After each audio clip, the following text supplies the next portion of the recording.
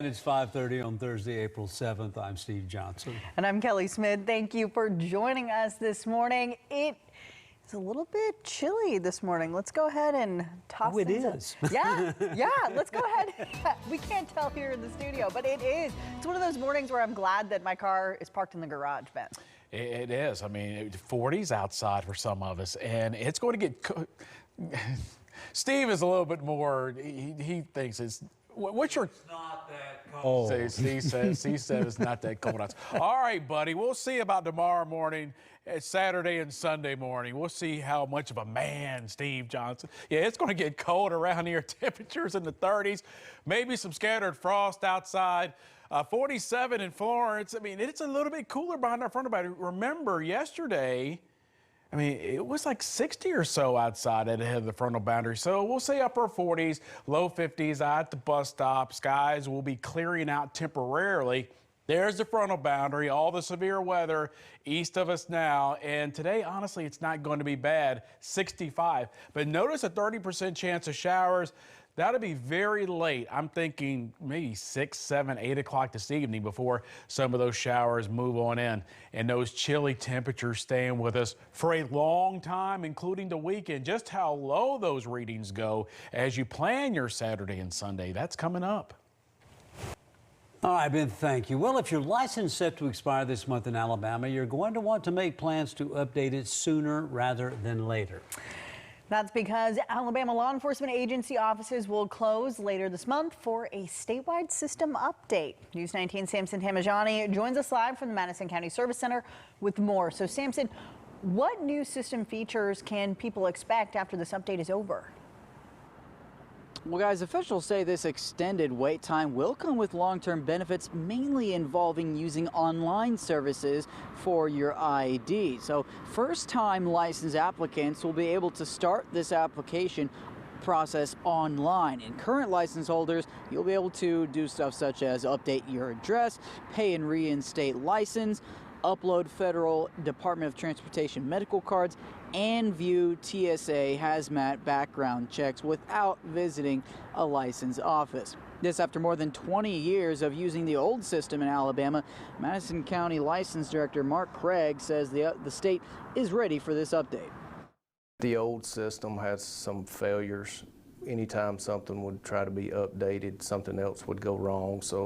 And it would go down, and when it's down statewide. So there's nothing that, unfortunately, the counties can do because it's a state system. We just have to sit here and wait for it to come back up.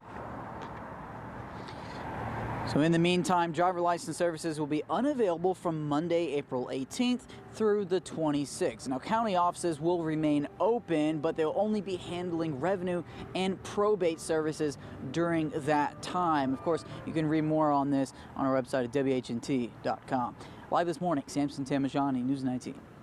All right, Samson, thank you. Well, the Alabama House of Representatives has rejected a bill that would have required the state health officer to receive approval by the governor for emergency health orders that restrict activities by private citizens and businesses. This bill failed in the House yesterday morning on a procedural vote.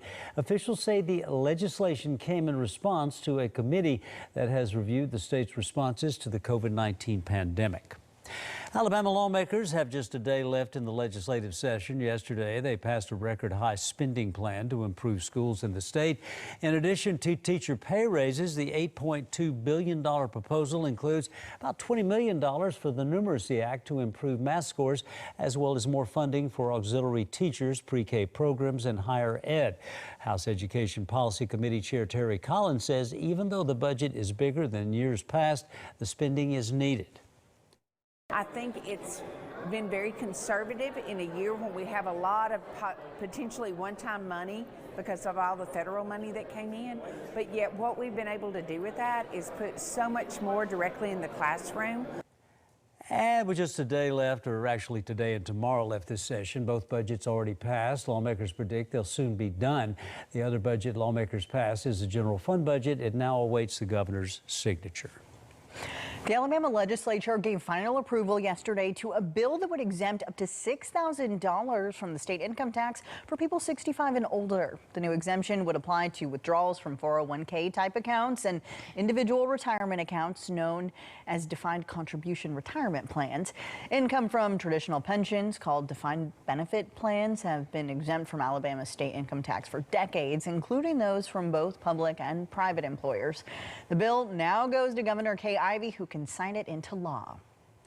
The Alabama legislature passed another bill yesterday. This one will add new requirements to qualify for unemployment compensation. The bill passed by a vote of 76-24, with Republicans supporting it and Democrats opposed. The vote came after the Republican majority voted to end the debate after Democrats were speaking in opposition to the bill. The bill had already passed and the Senate and was returned to the Senate yesterday because of changes made by the House. The Senate accepted those changes and gave the bill final approval, and it now goes to Governor Kay Ivey. The former University of Alabama vice president of student life and has had his misdemeanor charges set aside after completing a program. Myron Pope pleaded guilty on a charge of soliciting prostitution, but after paying fees and completing the Johns Education and Awareness Program, his charges were dismissed. The order dismissing the case, signed by District Judge James Gentry, comes less than 2 months after Pope and 14 other men were arrested by the West Alabama Human Trafficking Task Force for soliciting prostitution.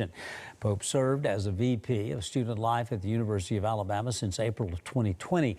He resigned from that position at the institution after his arrest. Well, a bill named after a Middle Tennessee boy who was the focus of an Amber Alert is now officially a state law. Noah's Law will speed up the Amber Alert process for children like him at the center of active custody battles. When the bill went to the State House, it was unanimously approved. Noah's mother reported him missing after his father didn't bring him back at their scheduled time, but no Amber Alert was issued for another 11 days because Noah didn't fit the state's criteria. Now, after a child has been missing for 48 hours, a judge can issue an order declaring them to be in imminent danger, and that alert can be pushed out. Noah's family hopes this will make a difference for others.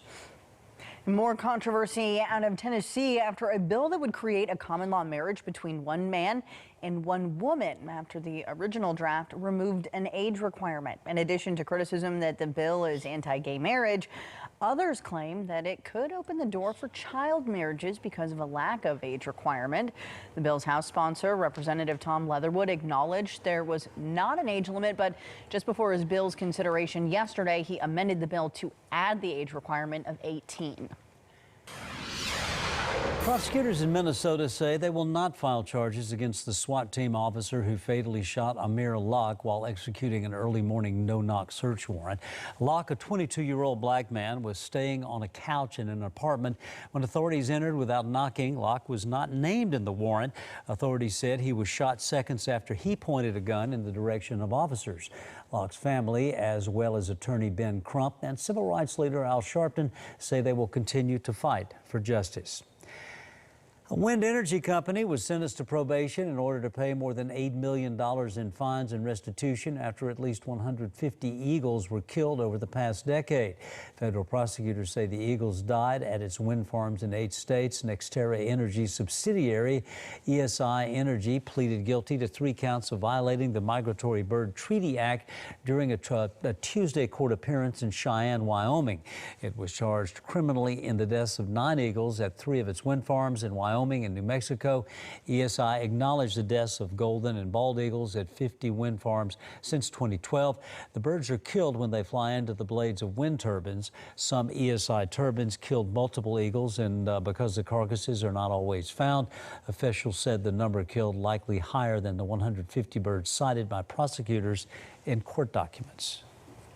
Oklahoma state legislature has approved a bill to make abortion a felony in the state. If this becomes law, doctors who perform abortions could face up to 10 years in prison and a $100,000 fine. Oklahoma's bill is the latest in a series of anti-abortion laws passed by Republican-led state governments. This includes one in Mississippi, currently before the Supreme Court.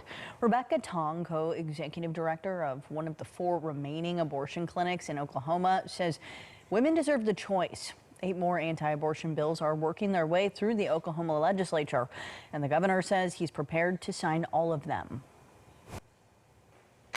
All right, cooler temperatures taking over as we head through the morning, and they may be sticking around for a long time, including the weekend. Just how low those temperatures get as you plan your Saturday and Sunday after the break.